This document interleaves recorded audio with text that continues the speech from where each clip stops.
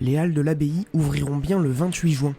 C'est ce qu'a affirmé Christophe Rivinc, maire d'Alès et président d'Alès Agglomération, à l'occasion d'une visite de chantier avec la presse locale ce jeudi 10 avril.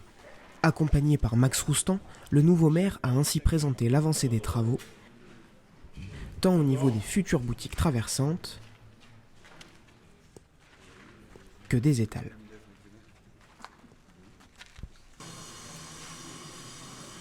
La nouveauté de ce qu'on ne trouve pas partout ailleurs, je crois d'ailleurs nulle part ailleurs, ce sont les boutiques traversantes. Donc ce marché aura une double fonction.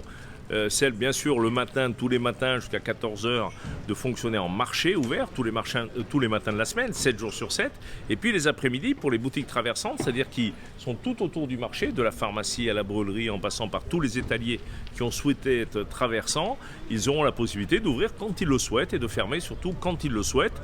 Et donc ce seront des boutiques ouvertes sûrement un maximum de temps et créant de ce fait des nouvelles rues commerçantes, puisque tout le tour de l'abbaye sera à lui seul une rue commerçante où on va pouvoir trouver sa viande, son fromage, ses légumes, je ne sais quoi encore, qui nous permettra aujourd'hui de créer une nouvelle vie commerçante au cœur de ville et dynamiser ou redynamiser justement le cœur commercial de la ville d'Alès, qui est le cœur battant du territoire.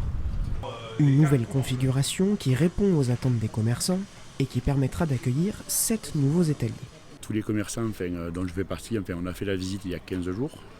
Et déjà en 15 jours, ça s'est vachement amélioré, ça a vachement avancé. Et il y a 15 jours de ça, tous les commerçants étaient agréablement surpris déjà.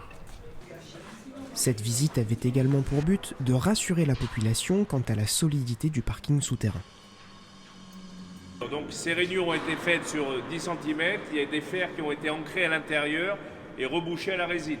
C'est pas le tout, c'est que là il a été remonté tous les planchers et il a été fait sur toutes les poutres de part et d'autre, des corbeaux, donc ils sont bien sûr ancrés en haut, en bas, dans les dalles bien sûr, pour supporter. Conservant ses 380 places, le parking sera de nouveau accessible d'ici le 15 juin ou plus tard.